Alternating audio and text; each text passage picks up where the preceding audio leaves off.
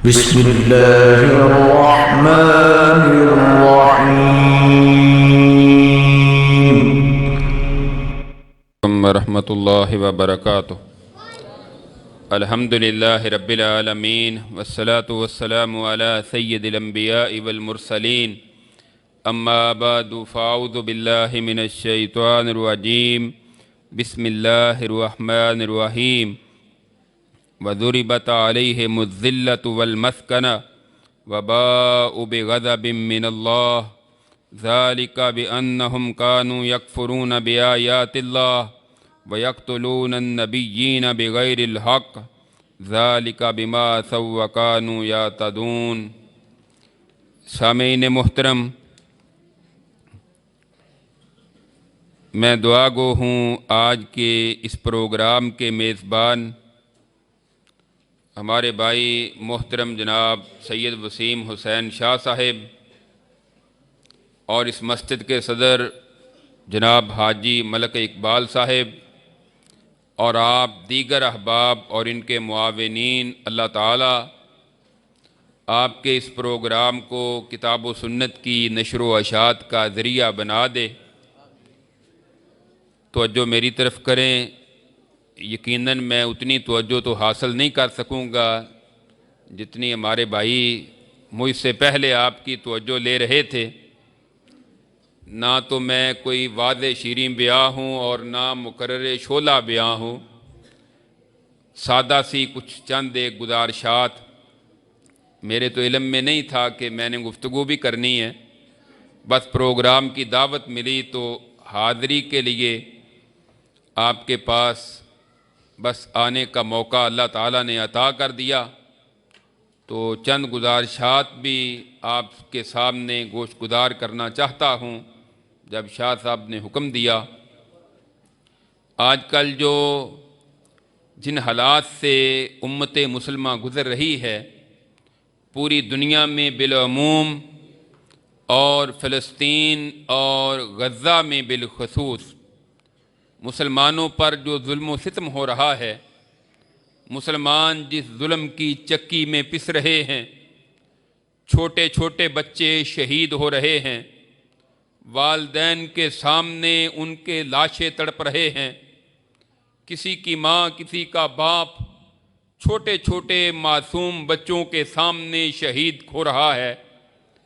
और गुज़श्ता तकरीबन 1.5 माह से ज़्यादा अरसा हुआ पूरी दुनिया इसको तमाशे के तौर पर देख रही है।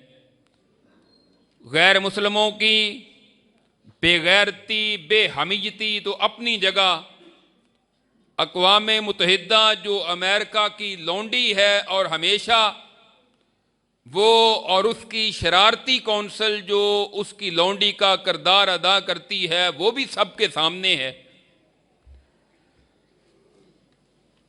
जो इंसानों के बड़े हमदर्द कहलाते थे, आप देख रहे हैं कि आज वो इसराइल के दस्तो बाजू बने हुए हैं। लेकिन हमें अफसोस है उन पर कि जो उम्मत मुसलमा के 50 से ज़्यादा ममालिक और उनके हुक्मरान जिनके पास इस वक्त न मालो दौलत की कमी है, न मादनियात और तेल के ज़खायर की कमी है, ना असलहे की कमी है, वो भी अपनी ईमानी गैरत का सबूत नहीं दे रहे। और इस तरह महसूस हो रहा है कि जिस तरह शायद गज़ा और फ़लस्तीन में सिर्फ मुसलमान हैं और बाकी पूरी दुनिया में शायद इस्लाम का नाम लेने वाला कोई नहीं है। इन हालात में हमारी गैरत, हमारा ज़मीर हमें क्यों नहीं जोड़ता? हम क्यों नहीं अपने आप से पूछते कि हमारा क्या किरदार है, हम क्या कर सकते हैं?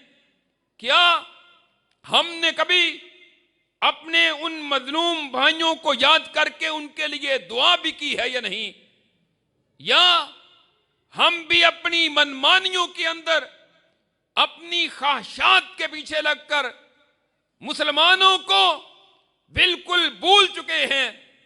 अल्लाह रब्बुल इज्जत ने, एक वक्त था कि जब यही यहूदी जिनको अल्लाह ने दुनिया में फजीलत अता की थी और अल्लाह ने इनको बड़े बड़े इनामात से नवाजा था, फिरौन और उसकी आल इन पर बड़ा जुल्म सितम करते थे। अल्लाह रब्बुल इज्जत ने इनको जुल्म सितम से निजात दी। फिरौन इनके बेटों को पैदा होते ही कत्ल कर देता था। युज़ब्बिहूना बनाहुम, उनके बेटों को कत्ल करता था। इन हालात में ये बेबसी की जिंदगी बसर कर रहे थे। अल्लाह रब्बुल इज्जत ने इन पर मेहरबानी की, जनाब मूसा अलैहिस्सलाम के जरिए इनको फिरौन से निजात दी। आगे गए, समंदर से निजात दी, 12 रास्ते बना दिए। कहने लगे, मूसा पीने के लिए पानी नहीं मिलता, अब क्या करें? अर्श के रब ने कहा कि मूसा, आपके हाथ में जो लाठी है इसको पत्थर पे मारो। 12 चश्मे अर्श के रब ने जारी कर दिए।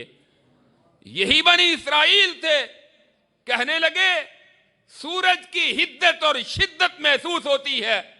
अर्श के रब ने कहा कि हम तुम पे बादलों का साया कर देते हैं। यही बनी इसराइल थे। मैदान में खाने का कोई इंतजाम नहीं, अब क्या करें? अल्लाह ने आसमान से मन और सलवा नाजिल कर दिया। तैयार पका पकाया खाना इनके लिए आता था। कितने ही इजाज़ात दिए, कितनी नेमतों से नवाजा, लेकिन ये कौम यहूद हमेशा से अंबिया के साथ बदअहदी भी करती रही है। कुरान कहता है अंबिया को कत्ल भी करती रही है, अंबिया को जुठलाती भी रही है और अल्लाह की आयात की तकजीब भी करती रही है। इन्होंने कई अंबिया को नाहक शहीद किया और चलते चलते नबी करीम सल्लल्लाहु अलैहि वसल्लम का दौर आया। आपके दौर में जब आप मदीना मुनव्वरा तशरीफ लाए, मदीना में यहूदियों के, मदीना और मदीना के गिरदो नवा यहूदियों के 3 कबीले आबाद थे। एक कबीला बनु कैनका, दूसरा बनु नजीर और तीसरा बनु कुरैजा। ये 3 कबीले यहूदियों के आबाद थे। आपने मदीना तशरीफ आवरी के साथ ही सबसे पहले मुसलमानों का, औस और खजरज का आपस में एक मुआहदा करवाया और उसके बाद आपने मदीना के यहूदियों के साथ मुआहदा किया। मिसाके मदीना के नाम से ये मुआहदा तारीख और सीरत की किताबों में मौजूद है। आपने इसमें कुछ शराइत तय की थी। फरमाया कि आज के बाद मदीना पर अगर कोई हमला करेगा, मुसलमान और यहूदी मिलकर मदीना का दिफा करेंगे, हम किसी पर जुल्म नहीं करेंगे, आपस में एक दूसरे के साथ मदीना में अच्छे अंदाज में जिंदगी बसर करेंगे, एक दूसरे से बदअहदी नहीं करेंगे, बेवफाई नहीं करेंगे। लेकिन यही यहूदी, यही बदबख्त नबी करीम सल्लल्लाहु अलैहि वसल्लम के साथ किए हुए मुआहदों को तोड़ते हुए नजर आते हैं। कभी बदर के अंदर कुफ्फार का साथ देते हुए नजर आते हैं, कभी ओहद के मौका पर कुफ्फार को मुसलमानों के खिलाफ खड़ा करने में अपना किरदार अदा करते हैं, और कभी यही यहूद गज़वाए खंदक के मौका पर पूरे अरब के कुफ्फार को मदीना हमला आवर होने की दावत देकर उनके साथ खड़ा होकर आपके साथ किए हुए मुआहदे को तोड़कर उसको तार तार करते हुए दिखाई देते हैं। फिर आपने वक्त के साथ साथ सबसे पहले बनु कैनका का खात्मा किया, फिर गज़वाए बनु नज़ीर हुआ, इनको मदीना से निकाला गया, कुछ खैबर चले गए और कुछ शाम चले गए, फिर बनु कुरैजा वहां रह गया। इन्होंने गज़वाए खंदक के मौका पर भी आपके साथ बड़ी बेवफाई की और इरादा बनाया कि पीछे से मुसलमानों पर हमला कर दिया जाए। अर्श के रब ने इनके दिलों में रौब डाल दिया। अल्लाह ने ग़ज़वा खंदक के मौका पर रसूलुल्लाह सल्लल्लाहु अलैहि वसल्लम को फतह और कामयाबी अता फरमाई। आप आए ही थे ज़ोहर के वक्त, वापस मदीना में पहुंचे, कुफ्फार के सूरह अहज़ाब पढ़े, ग़ज़वा खंदक के हालातों वाक़ियात और इसी ग़ज़वा अहज़ाब की तफसीलात सूरह अहज़ाब के अंदर अल्लाह ने तफसील से बयान की है। इनके खैमे उल्टते हैं, ये भागते हैं, आंधी चलती है, चले गए। रसूलुल्लाह सल्लल्लाहु अलैहि वसल्लम मदीना मुनव्वरा अपने घर तशरीफ लाते हैं। सैयदा उम्मे सलमा रज़ी अल्लाह ताला अन्हा के घर आपने अभी गुस्ल फरमाया ही था, ज़ोहर की नमाज का टाइम था।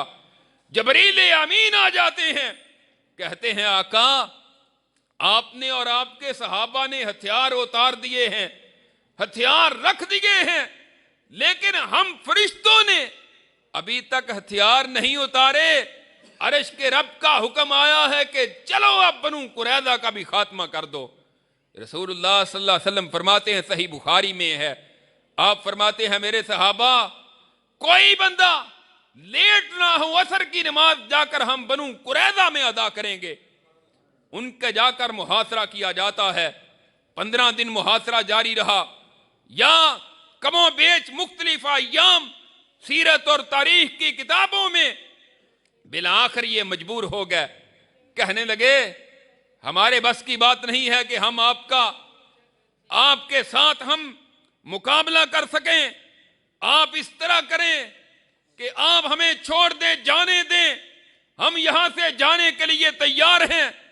नबी करीम सल्लल्लाहु अलैहि वसल्लम ने फरमाया तुम्हारी बदअहदी बड़ी है, और इतनी बदअहदी कि इन्होंने तो कायनात के इमाम जनाब मुहम्मदुर रसूलुल्लाह सल्लल्लाहु अलैहि वसल्लम को भी माफ नहीं किया था, आपको भी नहीं छोड़ा था। एक मौके पे आप किसी दियत के मामले के लिए यहूदियों के कबीले में जाते हैं, आप जाकर एक दीवार के साए के नीचे बैठते हैं। आपके साथ अबू बकर सिद्दीक भी हैं रज़ी अल्लाह अन्हु, उमर फारूक रज़ी अल्लाह अन्हु, सैयदना अली रज़ी अल्लाह तआला अन्हु भी आपके साथ हैं। ये यहूदी कहते हैं हम अभी दियत का इंतजाम करके लाते हैं, और पीछे जाके मशवरा करते हैं आज मौका बना है कि इस दीवार के ऊपर से कोई भारी पत्थर या चक्की का पाट आपके ऊपर गिरा दिया जाए और आपको शहीद कर दिया जाए। नाउज़ बिल्लाह, इन्होंने यही प्लान की। उधर से जिब्रील अमीन ने आकर आपको बताया कि आपके कत्ल के मंसूबे यहूदियों ने तैयार किए हैं, आप जल्दी से उठ के यहां से चले जाएं। आप वहां से उठकर आ गए। कोई एक दफा इन्होंने आपके खिलाफ कातिलाना हमले नहीं किए, फिर आपने फरमाया कि बनु कुरैज़ा के खात्मे के लिए चलो। मुहासरा हुआ, बिलाकर मुख्तसर तय ये हुआ कि औस कबीले के जो सरदार हजरत साद बिन मुआज रज़ी अल्लाह ताला अन्हु हैं, वो जो फैसला करेंगे, यहूदी कहने लगे हमें वो कबूल होगा। आपने फरमाया बुलाओ साद बिन मुआज को। साद बिन मुआज वो सहाबी थे कि जब ग़ज़वा खंदक के दौरान इनके बाजू में आके एक तीर लगा था, इनकी एक बेन और रग में शदीद जख्मी हुए।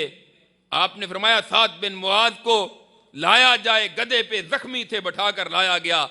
फरमाया साद ये यहूदी बनु कुरैज़ा के तेरा फैसला चाहते हैं। हजरत साद बिन मुआज कहते हैं जो मैं फैसला करूंगा तुम्हें कबूल है? कहने लगे हमें कबूल है।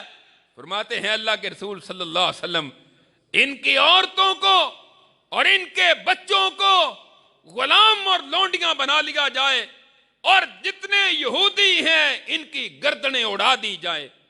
जितने भी बालिग हैं 600 यहूदियों को मदीना के बाजार में कत्ल कर दिया गया, इनकी गर्दनें उड़ा दी गई। इनका एक ही इलाज है, वो है जिहाद। इनके खिलाफ जिहाद करोगे इनका इलाज होगा, वगरना इनके सामने दरखास्तें करने से कोई फायदा नहीं होगा। आज हमारे सारे इस्लामी मुल्क जो हैं वो इनसे दरखास्त कर रहे हैं, इनकी मुजम्मत कर रहे हैं। हमारे सदर साहब और वजीर आजम साहब कहते हैं मैं भी मुजम्मत करता हूं। ओ मुजम्मत तुम्हारा काम नहीं है, मुजम्मत करना तो हमारा काम है। जो हम कुछ नहीं कर सकते, अवाम का काम है। तुम्हारा काम तो है कि मुसलमान मुल्कों के जितने सरबराह हैं, ये मजलूम फलस्तीनियों का साथ जो दे सकते हैं उनको देना चाहिए। हमारी जमात के सरबराह प्रोफेसर सेनेटर अल्लामा साजिद मीर साहब, पिछले जुमे की बात है, हमारे जो सिपा सलार हैं इस वक्त मुल्क के चीफ ऑफ आर्मी, उन्होंने एक इजलास बुलाया तो प्रोफेसर साजिद मीर साहब ने कहा कि हमें जनाबे आर्मी चीफ साहब, हमें भी अपना किरदार अदा करना चाहिए। वो मजलूम मुसलमान जिनके चंद दिनों में हजारों मुसलमान शहीद कर दिए गए, बमबारी करके उनके घरों को मस्मार कर दिया गया, और जिस हॉस्पिटल में वो सेहतयाब होने के लिए गए थे उसको कब्रिस्तान बना दिया गया। हमें भी कुछ करना चाहिए और हमें भी बेदार होना चाहिए। रसूलुल्लाह सल्लल्लाहु अलैहि वसल्लम ने इनका इलाज जिहाद के साथ किया था, उसके बाद ये खैबर चले गए। एक वक्त आया कि आपने खैबर जाकर इनका मुहासरा किया और फिर खैबर से इनका खात्मा हुआ। आपने खैबर से इनका खात्मा किया। खैबर से पड़े हुए जूते आज भी यहूदियों को भूलते नहीं हैं। अल्लाह ने इनको फिर जलील किया, इन पे अपना गजब नाजिल किया।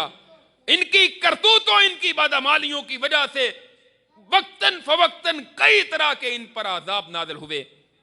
आज हमें भी चाहिए कि जो रास्ता रसूलुल्लाह ने इनके लिए तजवीज़ किया था उसी रास्ते पर हम भी चलें।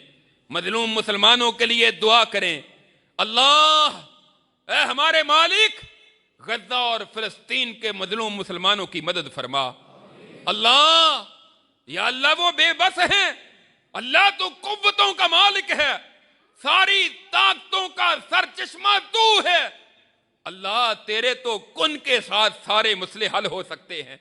या अल्लाह मजलूम मुसलमानों की मदद फरमा और यहूदो नसारा को निस्तो नबूद कर दे। अल्लाह इन यहूदियों का बेड़ा गर्क कर दे। जिस तरह इनको खैबर में तूने दलील किया था, जिस तरह तूने बनु कुरैदा, बनु नजीर और बनु कैनका को दलील और रसवा किया था, या अल्लाह इनको भी उसी तरह रसवा कर दे। इन्होंने रसूलुल्लाह सल्लम के साथ, और उधर खैबर जब फतह हुआ, एक यहूदन सी सही बुखारी में है, ज़ैनब नामी यहूदन कहने लगी मैं आपका खाना खाने का इंतजाम करना चाहती हूँ। नबी करीम सल्लल्लाहु अलैहि वसल्लम बड़े रहीम थे, बड़े करीम थे, बड़े रहम दिल। आपने फरमाया शायद इसकी वजह से इनको हमारी कुर्बत मिले और आपके आला अखलाक की वजह से ये मुसलमान हो जाएं। खाना पकाया, उसने पूछ लिया था कि रसूलुल्लाह गोश्त का कौन सा हिस्सा पसंद करते हैं। आपको भी पता होगा कि आप सबसे ज्यादा बकरे वगैरह की दस्ती पसंद करते थे, ये आपकी पसंदीदा थी। उसने दस्ती के अंदर खास करके ज्यादा जहर मिला दिया। आपने जब वो गोश्त का टुकड़ा मुंह में डाला तो जहर के असरात का पता चला, आपने फौरी निकाल दिया, लेकिन वो असरात बाकी थे। सही बुखारी में है, जब रसूलुल्लाह सल्लम की वफात हो रही थी, आप फरमाते आयशा वो खैबर में मुझे जो जहरीला गोश्त खिलाया गया था उसकी वजह से